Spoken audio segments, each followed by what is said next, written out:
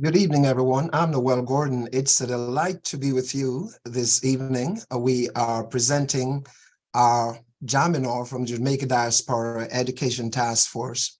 We are part of the Jamaica Diaspora Task Force Action Network, and we deliver professional development to the Jamaica contingent of educators.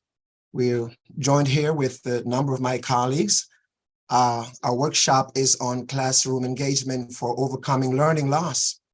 Our presenters are Dale Britton, Dr. Dale Britton, Dr. Colin Wolfe, and myself.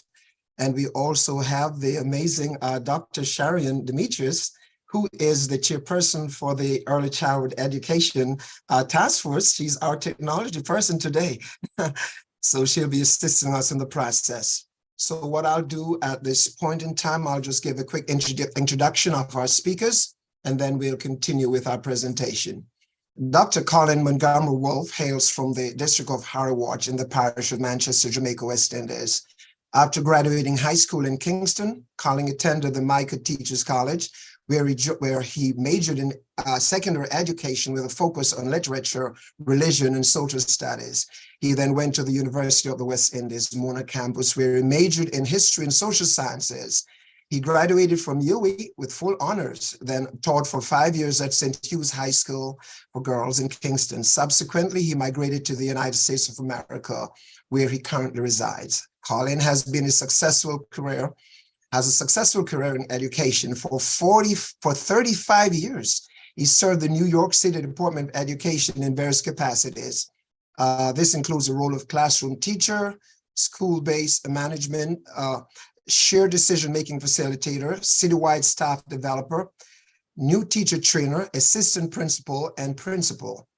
He successfully earned a master's degree in curriculum and instruction, a master of science degree in school administration and supervision, and a doctoral degree in educational leadership. Colin currently does educational consulting from the position of CEO of his firm, True Knowledge Consultancy. And now Dr. Dale Britton. Dr. Dale Britton is a proud alumnus of Pepper All-Age School, now Pepper Primary, Manchester High School, the University of the West Indies, and the City University of New York. He began his teaching career in Jamaica in 1991 at his alma mater, which is a Manchester High School, after earning a BA in French from the University of the West Indies. Dr. Britton also has a Master of Arts in teaching English to speakers of other languages from Hunter College. He has been teaching English as a new language and English language arts in New York City public schools for over 2 decades, and currently he teaches as a secondary level, I beg your pardon.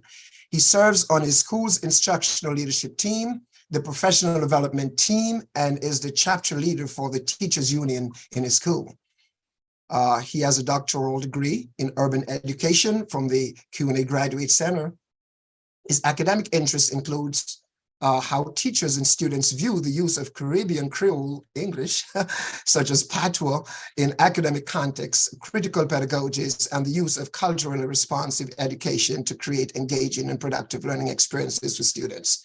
And I am Noel Gordon. I attended Watttown School in Jamaica, Homewood Technical High School, Jamaica School of Agriculture, University of the West Indies. And I also did postgraduate work here in the United States. I earned my doctoral degree in educational leadership from the Nova Southeastern University. I've been an educator in the New Jersey public school system for the past 25 years. At this time, I'd like to just give an introduction of what we're going to be addressing today. It's a very interesting topic. The topic is classroom engagement for overcoming learning loss. And arising from the analysis of a needs survey, which was recently administered to a representative sample of educators from Jamaica who are actively serving in various sectors of the educational system. We did the survey, and it was determined that a growing number from the analysis, growing number of students at the primary and secondary levels throughout the system are currently exhibiting behavior such which suggests that they're experiencing learning loss. And this is not just confined to Jamaica. This phenomenon impacts students throughout the world, school systems throughout the world, but it is impacting teaching and learning. And hence our educators, our teachers, our learning leaders are finding it more challenging to differentiate instructions effectively across the board. Now, this is coupled with the fact that so many students are disengaged from the normal process of learning. And this is due partially to the rampant social and emotional challenges that the pandemic has imposed upon society at large. And it has imposed upon our children in particular. And this phenomenon is not unique to Jamaica. And it's throughout the world. I am a practicing educator and I see it every single day. It impacts the conduct of our students. Students sometimes become disruptive and sometimes they become antagonistic to effective teaching and learning process. So our objective today, we have two objectives that we'd like to address. One, in response to the presenting needs, this presentation is designed to provide our educators with viable research-based student tools, which, if applied efficiently or effectively, hold the potential of rectifying the problem of learning loss, or at least reduce its impact significantly. And our second objective is to design is for us to highlight pedagogical best practices. The presentation is designed to highlight pedagogical best practices that can potentially enhance teaching and learning. You notice we are tentative in every thing that we say because we know that it's our collective effort and we all come to the table with a piece of the answer. Nobody has it all. Nobody has all the answers. We all bring something to the table. So that is the position from which we are presenting today. And our focus, let me just express a little bit what the focus is going to be. In an attempt at addressing the problem of learning loss, we will provide an overview of current research on engagement as a major factor that is affiliated with learning. And we will present facts surrounding Lev Vygotsky theory on the zone of proximal development. That's going to be very interesting. When I did my research to realize that this is something that we need to be talking about. And our speakers are going to be delving into it somewhat. The view of this theory will likely equip teachers with some insights on how to analyze the range of individual learners' capacity and ability to function independently in the learning process, as well as that of sharing strategies and aim at promoting cognition and retention. That is very key, what we're going to be talking about today, cognitive retention. We oftentimes talk about the extrinsic factors, but we also have to focus on the intrinsic factors that impact teaching and learning. The final segment is a precis of a synopsis of known causes for learning loss. We're going to be addressing some of those causes. And we know that as educators, we are diligent in honing and applying our craft. We all are. And today our intention is to recommend additional ways by which engagement strategies can be applied to reduce the impact of learning loss on the overall academic gains of students. So having said that, I'll turn over to Dr. Colin Wolfe, who will take it into certain aspects of our presentation. Thank you very much. Thank you, Dr. Gordon. Good afternoon, everyone. So throughout the ages, teachers and educators have been concerned about the whole concept of engagement. In simple terms, engagement has to do with the degree of attention and the degree of participation that students give to a particular lesson, and the degree of retention that follows the learning which occurs in a particular lesson. So as far back as I can recall, teachers, including myself, have been very frustrated at times when we plan a lovely lesson and the children are not paying attention. And some educators have postulated the view that that has to do with motivation. And, we've done several things to motivate kids. We understand that children are either intrinsically motivated, which, as you know, means that they come to school prepared to learn, ready to learn, anxious to learn. That's what the research called intrinsic motivation. But there are many children, for various reasons, for language differences, for cultural differences, for social emotional differences, are not intrinsically motivated, and therefore they're not engaged.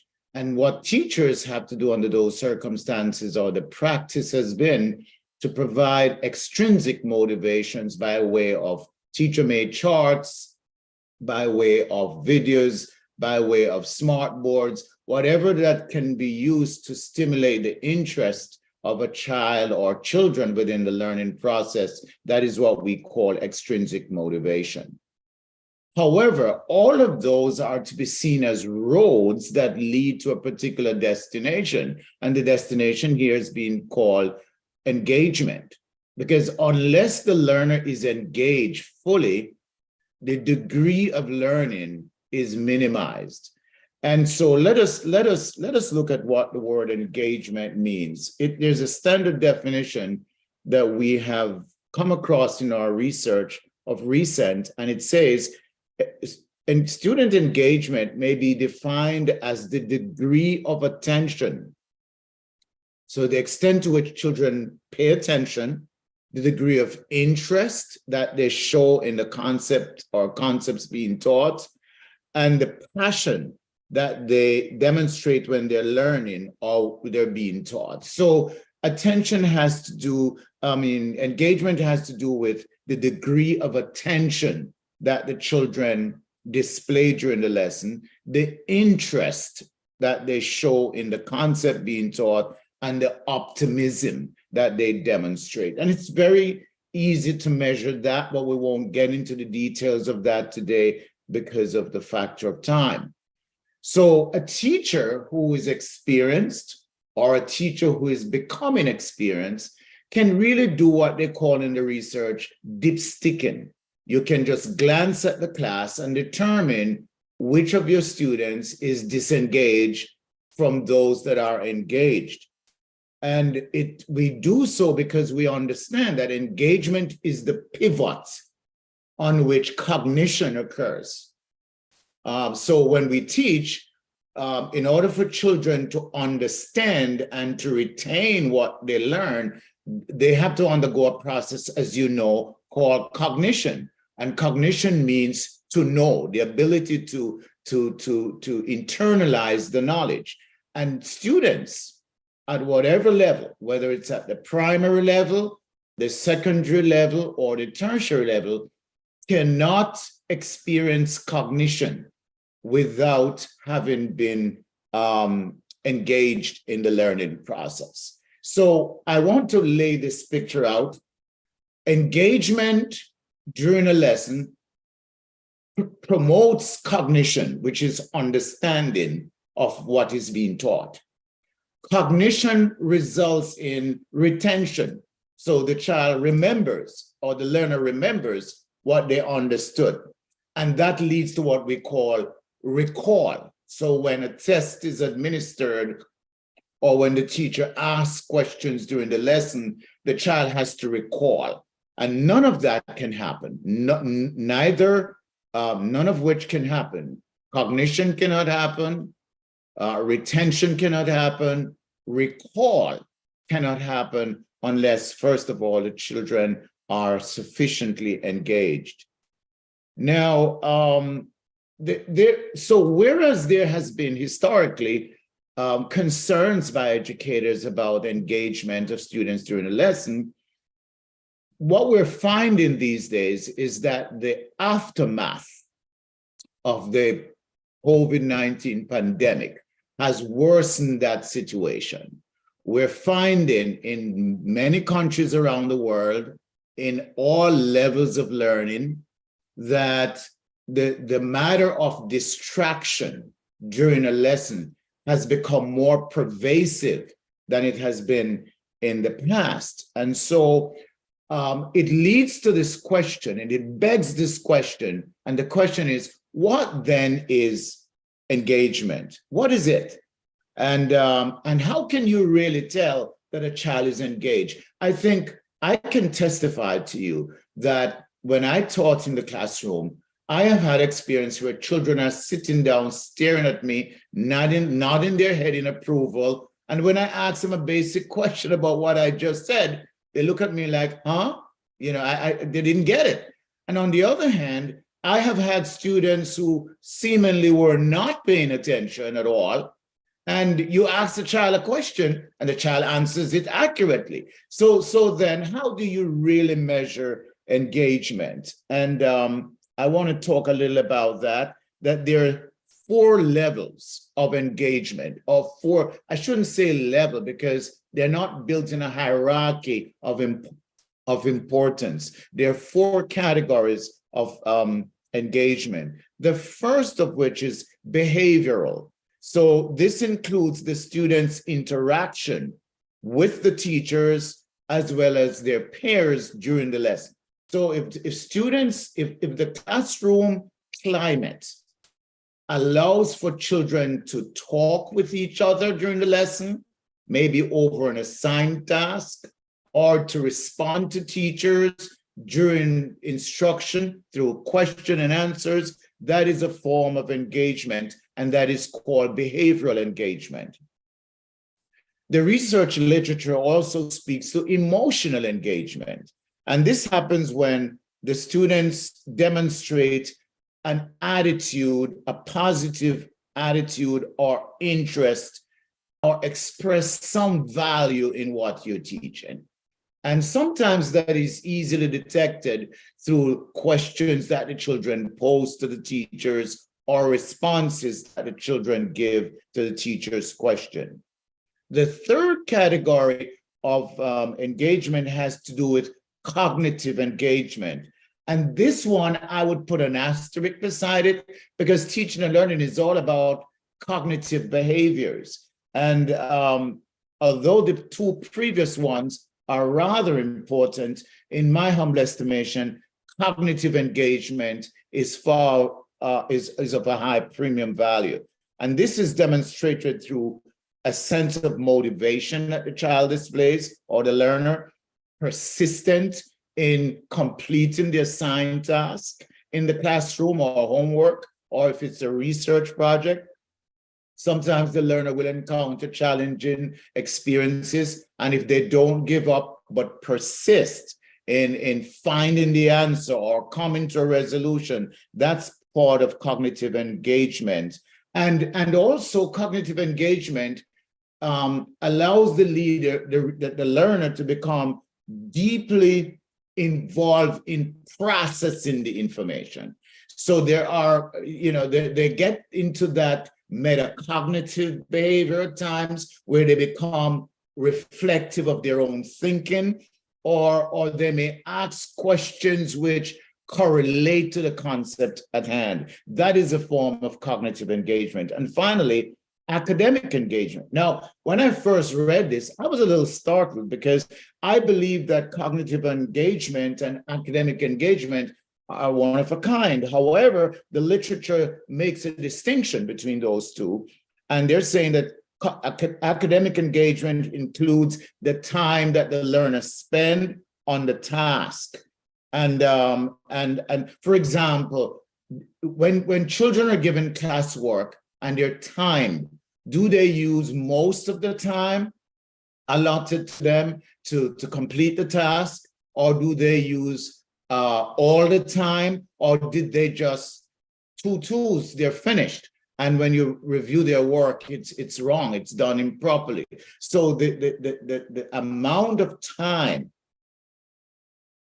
that the learner invests in learning the concept or completing the task is called academic engagement. So I'm hoping from those 4 types of engagement, it will broaden our perspective as we look at our classrooms and look at our learners and determine whether or not they're benefiting from what we have to say. Now, I've got to rush, and I'm going to segue now into a technique that is used to develop or to enhance students' engagement. And this technique is mainly used by teachers who teach English as a second language. And that's the concept called scaffolding.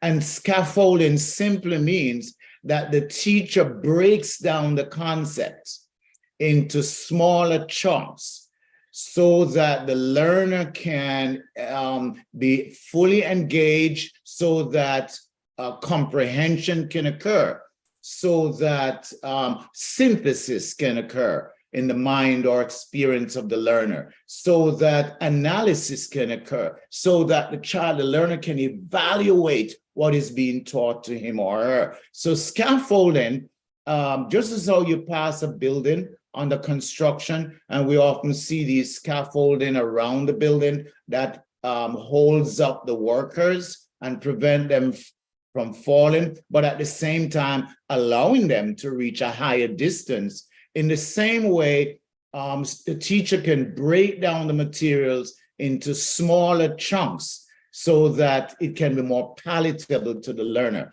I dare say, my friends, that my experience has taught me, and my experience is bolstered by the literature in education and research, which speaks to the fact that sometimes children are not engaged because the learning material seems intimidating to them.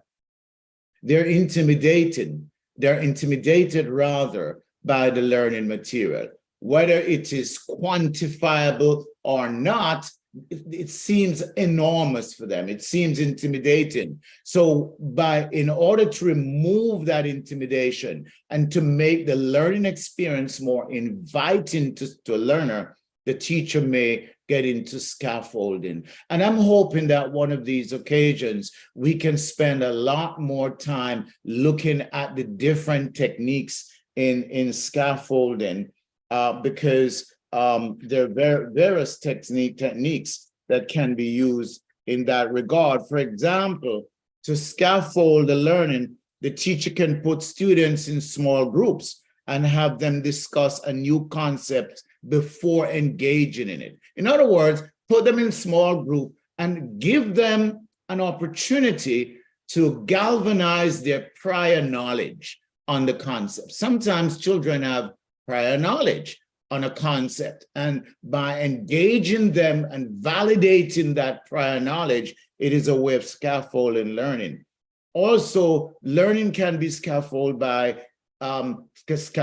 by using visual aids. And any one of us who's been to Teachers College, like the MICA, you would have learned about visual aids and its importance. You know, there's a plethora of research out there that speaks to children's learning modalities. And there are 5 learning modalities. There's the visual, there's the auditory, there's the kinesthetic, and 2 more, which we won't have to get into at this moment. So that's another way of scaffolding, by using visual stimuli, and also engaging the children in metacognitive behaviors.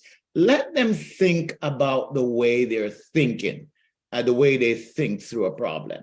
And that's metacognition, paying attention, getting the learner to pay attention to how they think and how does that translate into learning. Moving right along, in about the mid 20th century, there was a gentleman, an educator, Dr. Gordon made reference to him. He lived between 1896 and 1934. So he wrote up to the early 20th century, I would say. And he too was concerned about the whole question of engagement among Russian children. He's a Russian educator, and his name is Lev Vygotsky. And we learn, all of us, or most of us, learned about the Vygotsky theory of proximal development in college. And what that refers to is this. Vygotsky came up with an acronym that is called ZPD, or if you're an American, you will say ZPD. I say ZPD. And ZPD refers to your zone of proximal development. And what that speaks to is the difference between what a learner can do without help and what he or she can achieve with guidance and encouragement from a skilled partner. So when a teacher is about to teach a lesson, whether at the tertiary level, whether it's the secondary level, whether it's the primary level, it is best that we as teachers determine the zone of proximal development for the majority of students in the class. And we can do so by administering a pre-assessment on the topic or concept that we're about to teach. And what Vygotsky's theory is saying is that the difference between what a learner can do without help, and what he or she can do with guidance or help from someone else. Someone else could be the teacher, or it could be a pair if they're allowed to work in groups. That is called the zone of proximal development. Now, he goes on to say that the learner must be presented with tasks which falls just outside his ability range.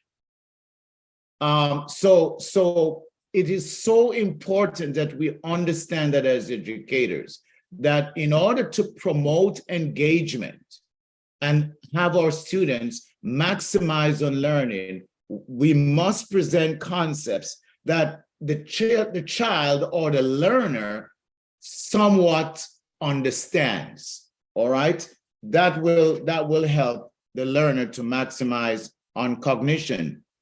And there are 3 types of tasks that the learner can be presented with respect to proximal development. There are tasks that the learner is unable to complete at all. So if you give a kindergarten student a quadratic equation to solve, that is likely, unless that kindergarten child is a really brilliant student, that may fall outside of his ability to conceptualize and solve. And there's another type of task, which is the task that can be done with the help of others. And that is within the child's zone of proximal development. And there is a third type of task that Vygotsky wrote about, are those learning tasks that can be accomplished without any assistance at all. All right. So that also correlates to the next concept that I'm going to breeze through, and that is the levels of academic functioning. Now, if you are an educator and you're not into data, then none of what I'm saying to you will be of great value. And when I say data, is that we've got to constantly measure our children's progress or lack thereof. And we don't always have to rely on quantitative data, which are test scores. I have found in my own research and in reading the research that is out there, that qualitative data, such as homework, such as classwork, such as children's response to questions in the classroom, so that questions posed by children, that's qualitative data. And the reliability and the validity of qualitative data, qualitative data is just as high as that of quantitative data. So if we pay attention to that factor, then we will understand that there are three levels of academic functioning for any student at all. One level is called the independent level, where the child can do the problem, a concept. Let's say you ask the child to explain condensation, and they can explain that to you. Then there's another level that is called instructional, which is the child can complete the task with help from the teacher or from a peer. And then the third level is the frustration level, where the task is so above the learner's ability to cognize, the learner's ability to understand, that it just frustrates the learner. All right. So I'm going to stop here, and I'm going to now give way to my dear friend, Dr. Britton, who will talk more about learning loss, among other things. Thank you for the opportunity to share my thoughts with you.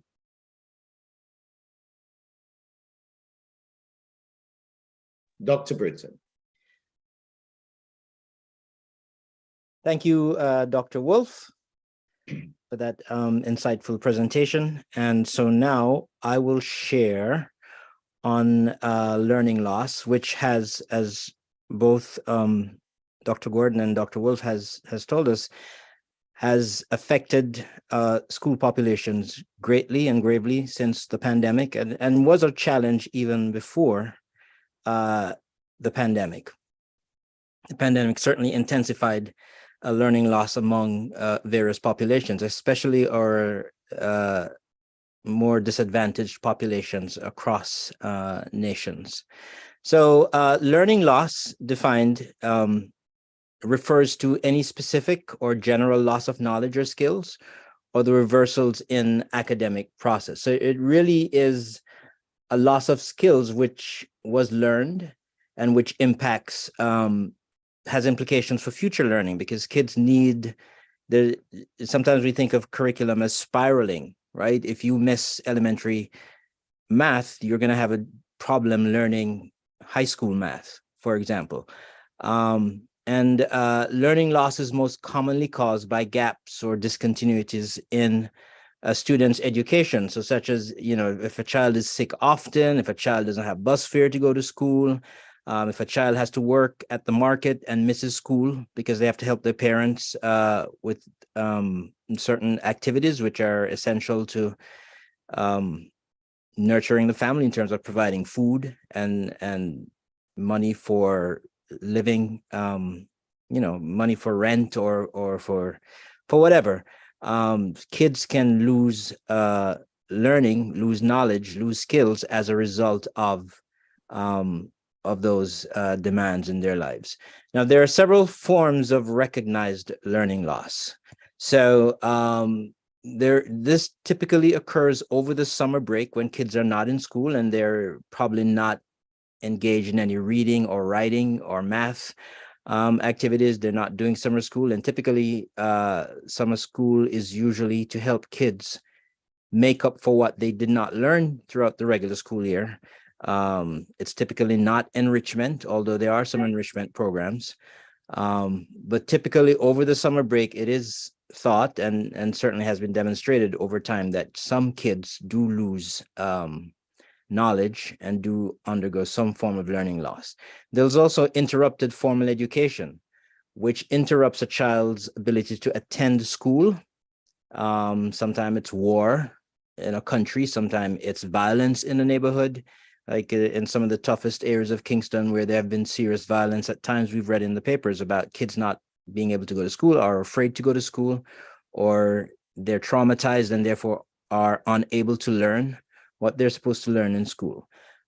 Kids who drop out of school and are coming back will have undergone some form of learning loss, because while they were out, right, they missed a semester, they missed 2 semesters, they missed a year, 2 year of education. And so, you know, they also suffer from learning loss. The senior year, especially, well, I know that here, I'm not sure how it works in Jamaica, but the final year, kids sometimes undergo what we call senioritis, and they kind of just check out because, you know, they're preparing for college, or they're preparing for some post-secondary venture or adventure, and they just think that they've made it and they're just waiting for graduation, and so they're no longer participating in learning experiences.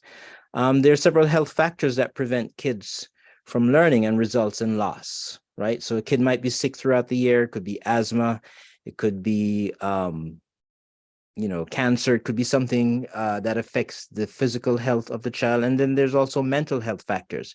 I talked earlier about trauma and how that might affect a kid's mental health in terms of interrupting their ability or disrupting their ability to learn.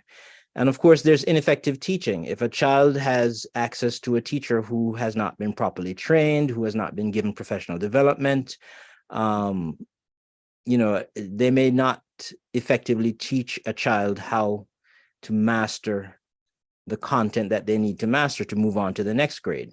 And so that also results in learning loss. And then there's course scheduling. How do we schedule our courses in high school, let's say, in ways that are most effective or most contributory to effective learning of information, of knowledge, of skills? So that's something that schools also have to attend to when it comes to preventing learning loss.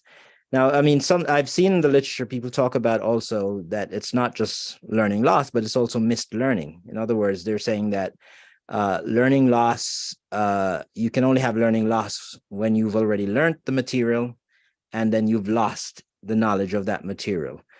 Here, we're just focused more so on looking at it as learning loss in terms of lost knowledge, but also in terms of lost opportunity to learn what you should be learning when you're not engaged in schooling, or you're not attending school regularly for one of the reasons identified as leading to learning loss. So, and we know that learning loss occurred massively in Jamaica throughout the pandemic, because, you know, at one point the government said they could not connect with 100,000 students during the remote learning phase of schooling, as we attempted to keep kids engaged in school during the pandemic. And then when we returned to normal, the government did a number of diagnostic tests and then said there were 10,000 kids who needed to undergo some form of remediation or acceleration in terms of learning in order to get them up to standard. The 10,000 number seems a little suspect. I'm sure even before the pandemic, a lot of our kids in high poverty schools in many areas of Jamaica suffer from learning loss in some of the violent areas of Jamaica where, you know, there's a lot of shootings and killings and so on. There is learning loss. So we know that that's a problem that we're having in our country. And we're hoping that through this presentation that we can, you know, have a conversation about what we can do. What are some of the strategies, as Dr. Wolf outlined, that can help our youth meet the standard, be on grade level, and be ready to graduate and to participate in some post-secondary activity, whether that be tertiary education, whether that be some vocational enterprise, or whether they go straight into the work using the skills they learned in one of our high schools.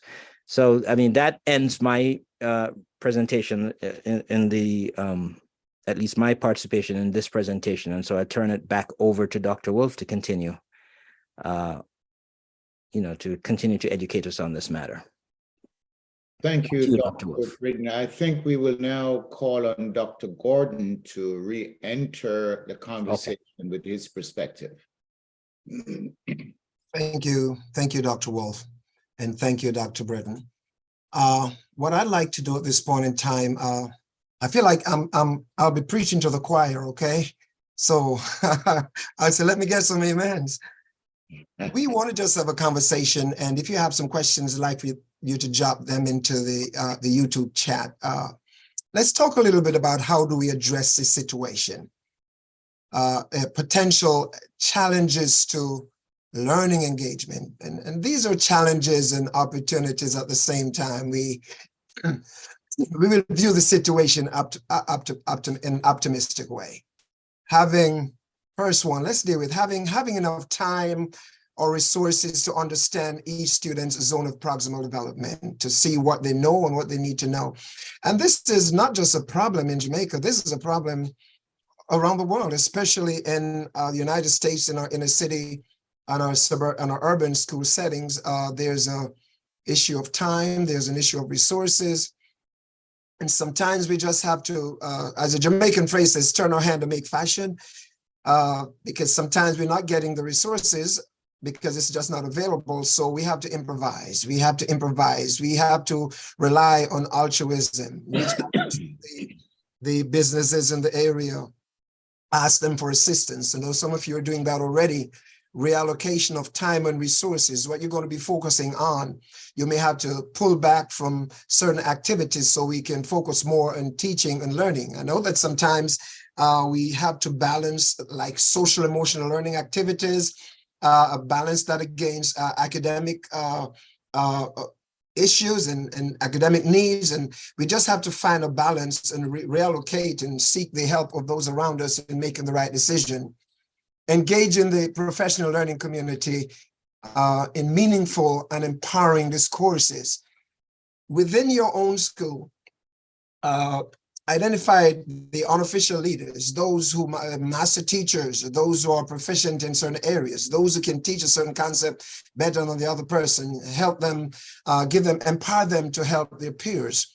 We have to sort of move away from the level of autocratic dominance in our leadership as administration, not indicting anyone, but basically we have to give credence to the knowledge of those who are in the field, the teachers. Sometimes they have some great ideas and we bring them to the fore and have them establish SMART goals. And those can sometimes become systemic approaches in addressing the issues. So number two, having too many students to properly understand each one's ever-changing zone of proximal development. What do they know? What do they need to know? That is a problem. It's all around too. How do we change? We might not be able to change the number of students in our classrooms, but what can we do differently? People need to come to the table, not functioning as silos, but functioning as a professional learning community. Have conversations around how do we differentiate instruction more effectively? How do we utilize our centers? Some time ago, I facilitated professional development in my school, in the school where I function currently. And there was one staff member who was an expert in setting up centers and facilitating them. And we allowed her to facilitate that grade level of teachers. And they were so intrigued. You should see them like candy in the candy store. They would say, oh, I didn't know about this. I didn't have this idea. And then all the other grade levels, all the teachers converged on me and said, we'd like to do PD on centers also. Sometimes the resources are right there. We can change the number of students in the classroom, but we can come up with various kinds of approaches. For instance, we might be able to do some more project-based driven learning. You know, how can we engage our students in project-based learning, especially for math? You can do a whole lot of stuff with math. You may not have the knowledge or the ability to do that, but there might be someone within your school or within the Ministry of Education. Reach out to them and tell them, we need someone to come and help us. We can't change the number of students, but how can we change our approach to teaching? Understanding the concept of zonal proximal development and scaffolding that Dr. Wolf talked about. One of the things we can do, we can come together and establish what's our non-negotiables. What's our non-negotiables? Because what we emphasize is what we get. What we emphasize is what we get. And then when we establish our non-negotiables, then we develop professional development around those, peer support, and we set up a system of learning leaders so that they can apply on-site PD, where we can help those who are strong to be stronger, those who are weak to become stronger, and hone our own skills as educators.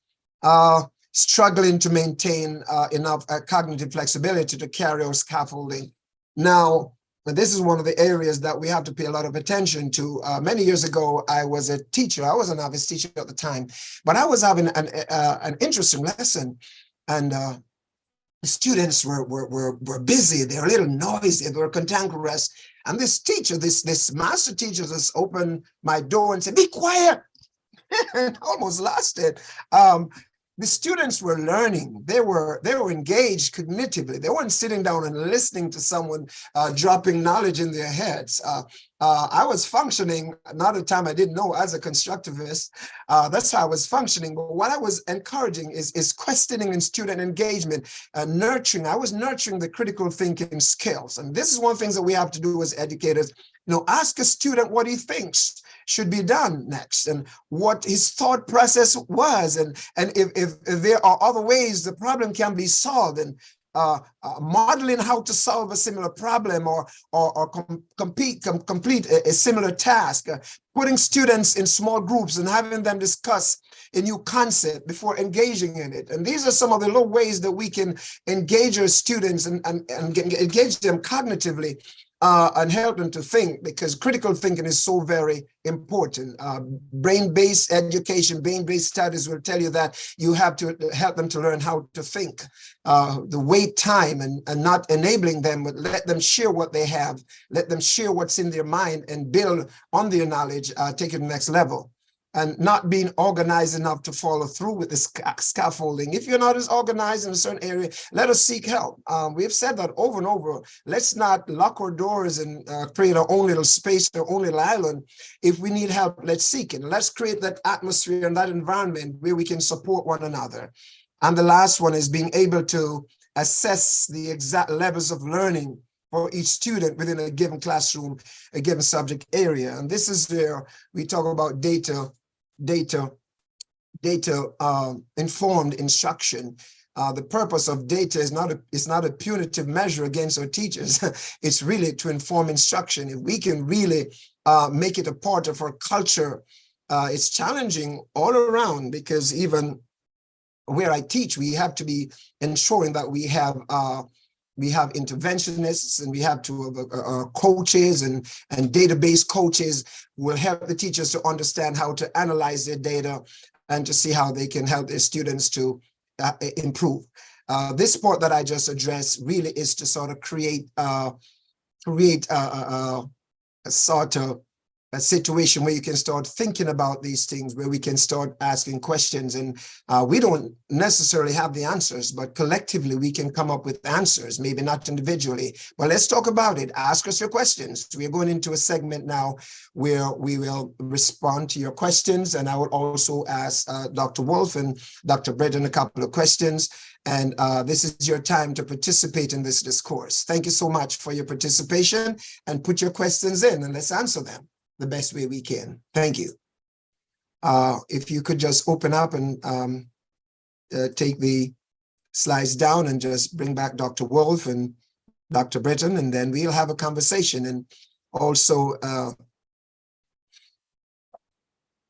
okay. Dr. Mitras, you can join us also. You can join us on this segment also. Okay, so here we are. I'd like to, you have any questions yet, Dr. Demetrius? Do you see any questions in the, Not at this time. But I okay, think all the points that you brought over was very important to our daily instructional practices. And this is the whole idea of the zone of proximal development. And I think what happens is sometimes teachers struggle as to how do I identify that? What best practice would you recommend for a situation like that? I think, Dr. Demetrius, one of the simple yet reliable ways of coaching a teacher to use that tool is to encourage the teacher to do what we call pre-teaching assessment, where before you teach a concept or a topic, whether it's a singular standalone lesson or a unit of lessons, just give the children a pop quiz of some sort, whether written or oral, to determine their prior knowledge. Sometimes when children are encouraged to believe that they have some measure of understanding about what you're about to teach, and once we validate that measure of understanding, there was a woman that for many years worked at City College in the City University of New York here called Marlene Weber. And she wrote extensively about teachers bringing in the informal learning experiences that children have into the formal learning experience. And that is one of the ways that you can, through validation, develop the technique of assessing and determining an individual child's zone of proximal development. yeah, I'd like to add to that. Good response, Dr. Wolf. I think a simple practice that we really need to put into effect and we need to ensure that we remain consistent with it is vertical and horizontal articulation. Yeah. If we start out with vertical articulation, if we're teaching the same subject, we need to have understand the concept, the power standards that drive our teaching. They need to understand the standards, and we also need to have common assessments to make sure that we are teaching the same thing, that we're assessing our students in the same way. And also, there might be different approaches in delivering the instruction. One teacher might be experiencing more success than the other. So therefore, you learn how the teacher is assessing the students. The other part is the horizontal articulation. The second grade teacher, the third grade teacher needs to have an understanding of what the first grade teacher is teaching and go all the way up to senior year. We need to have a conversation around that. We need to know how the students perform, the students going up from 6th grade to 7th grade.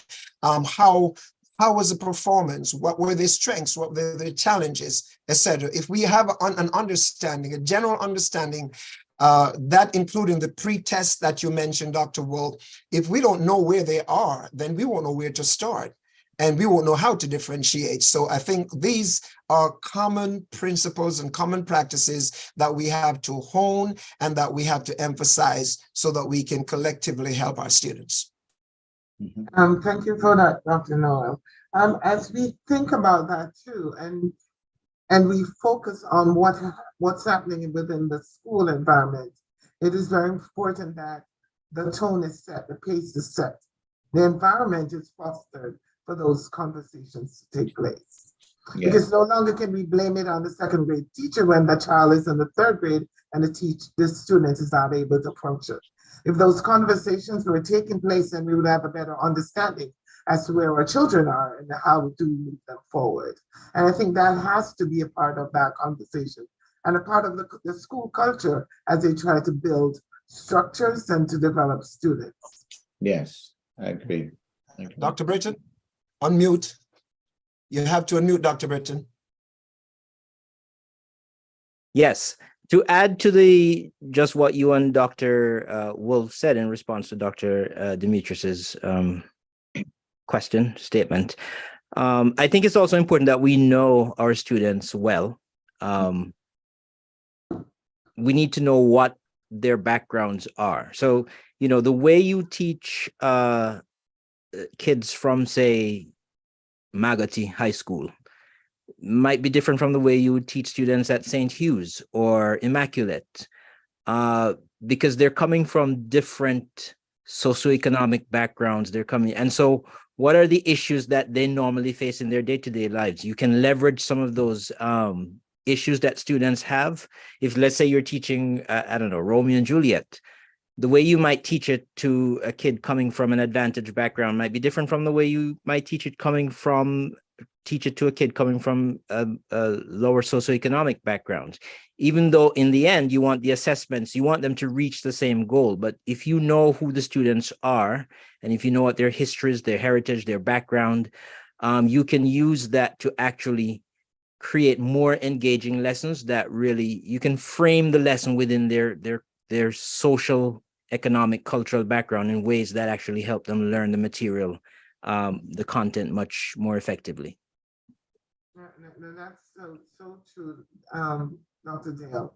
I think sometimes as educators, we feel a little sort of ways, as we would say, to draw from our students, to know what they know, and to use that to build on, because that's what they bring to the classroom.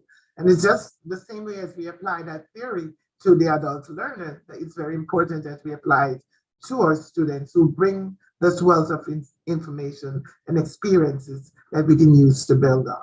Exactly. And that leads us also to rethinking assessment. That's a very good example that Dr. Braden raised a while ago. There are diverse and varied ways to assess students.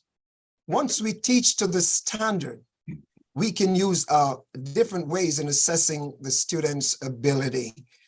So I just wanted to put that in place.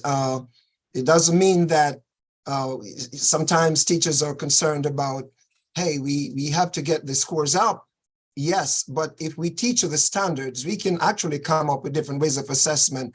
And another thing I'd like to add also is, as administrators, our role is very key. Clinical supervision is a key factor. Supervision is not a punitive measure. We have to understand that. It is providing the teacher with the tools and the feedback that's necessary to enhance their pedagogical skills. Whenever my teachers come in for pre-observation, there are a number of non-negotiables I point out to them. One of the things that I focus on, as I alluded to earlier, questioning and student engagement, allowing our students to put in their thinking caps on. Once the students, when I was a teacher, my supervisor said to me many years ago, we know that students are learning when they start asking questions. Allow them to ask questions and don't answer the questions for them. Let them do the heavy lifting themselves. Mary Jane asked a question. You say, hey, John, could you assist Mary Jane? Do you agree? Do you disagree? Let them become cantankerous, as I said, and that will, and use wait time so that they do the heavy lifting and they will advance. And that's another way to assess, just listening, not necessarily give them a pen and paper test. If I may jump in and say something very quickly, I want to hearken our attention back to something that Dr. Britton said earlier. He made a very oblique reference to gaps in students' learning. And as we talk about the zone of proximal development, and as we talk about engagement, my experience and the literature supports the view that learning, that if you look at the trajectory of children's passage from kindergarten through, let's say, high school, engagement becomes most difficult in second grade. That's when you really begin to see certain gaps in the knowledge that children ought to have. And there are many factors which contribute to those gaps. For example, attendance. Many of our children, I know whether it's in Jamaica or Britain or Canada or here in the United States, based on a plethora of factors, they don't get to go to school on time, they arrive late, or they don't go at all. So that can contribute to gaps, because in many instances, the teacher does not have the time, because of a pacing calendar, to go back and reteach something that the child missed the previous day from school. I'm just fascinated by something else that Dr. Britton and both Dr. Britton and Dr. Gordon brought up, and that has to do with the whole matter of learning loss. Of course, I'm familiar with the literature on learning loss, but privately, I sometimes ask myself, isn't that an oxymoron? Because there is a bunch of research out there that says that once you have learned something, you cannot unlearn it. And it reminds me of an article I read some years ago that talks about the memory and retention. So if I were to have the time in the near future, I would like to independently research this to see whether memory and retention is often mistaken by educators as learning loss, because sometimes teachers teach in such a way that the children were not able to move the facts from short-term memory to long-term memory, or even in active memory. I remember being at O levels in my school, in high school in Kingston, and when we knew several Shakespeare's plays by heart, but after O levels, we don't remember anything, because it was only kept in active memory. And once that memory is no longer active, we lose the information. And so if we were to be quizzed on that, it would appear as though we're having a learning loss, but it's not a learning loss because it was not placed in long-term memory. And that's a discussion for a whole hour, which I won't venture into, Dr. Demetrius. I just wanted to touch on that as a point of interest. Thank you so much for that. Dr. Gordon? I'm laughing because I remember in school, even when we went to UWI, I studied in Trinidad, St. Augustine, and we stayed up the whole night. We said we called the term, we cut watchy. We stayed up with the watchmen for the entire night, and we studied, and we aced those exams, and we came out all right. But shortly thereafter, we didn't remember some of it. But one of the things that I appreciate when I studied at the master's level and were given project-based learning, where you were taught concepts and you have to do application of the concepts, etc. I just laugh because maybe we should change our approach. It's not just for you to check off and say, hey, I get an A for this, but to check for really check for understanding. So I just had to say that. But one quick question. I know time is of the essence. We're doing great on time. Time's almost up and away. But could you just share very briefly the difference between learning loss and achievement gap? Make it brief, because I know there's a difference. Well, achievement, learning gaps has to do, the research states that there's a vast difference between learning loss and learning gaps.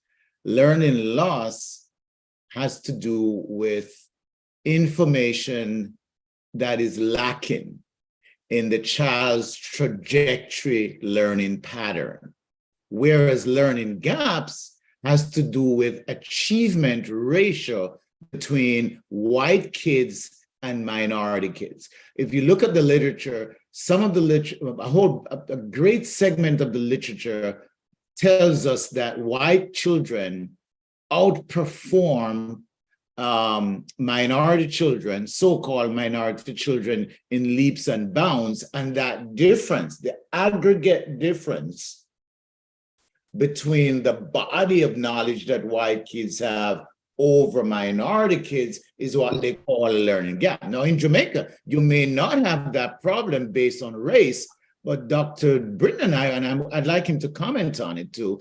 He and I were speaking about that quite randomly the other day. And he said to me, in Jamaica, it would be more a question of class and race. It would be more socioeconomic rather than, Dr. Britton, you want to? Yeah, rather than racial. Yeah.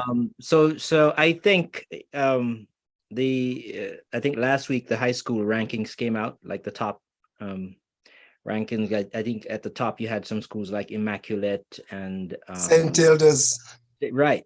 So I would venture to say, and they don't break it down like this, that the top performing schools generally draw their populations from the richer strata of the Jamaican population. Right. That those kids would have certain advantages and certain stability, like in their home environment, in their neighborhood environment, that kids from lower socioeconomic strata do not have. And that helps to predict academic performance. Not that you don't have poor kids who do well in school, but I think generally you're going to find that the top performing schools are coming from the upper and the middle income sectors of the Jamaican population. There's another side to that coin, to Dr. Britton. Those high performing schools, like of course St. Hugh's, where I taught for 5 years, tend to attract teachers, and this may be controversial. Don't beat me up. It will be. I think it will be. It tends to attract certain teachers that are also high performing. And so those two factors, when combined, give children from a higher socioeconomic background a greater advantage. I'm of two minds about that one, because I think there are times when I think that if you put any teacher, not any teacher, but maybe let's say the average teacher in front. I once had I was taking a class, and one of the students, one of my colleagues in the class, taught at Bronx Science High, which is one of the top schools in New York City, one of the 5 high performing. What do you call them again? I forget their names. And she said most of her colleagues were lazy, that they didn't teach much, but the kids didn't need the teachers to learn the content. That these kids, they walked around with their books, they were in the hallway studying, and if they felt like they didn't learn something, they took it, they or their parents took the initiative to go learn the material. Right. That you couldn't bad teach these kids, especially because these kids were on grade level or above grade level to begin with. And that the teachers taught them as if they were college students. They lectured. They didn't go through all of the things that you normally are expected to do when you're in a school with challenges, that they make you do.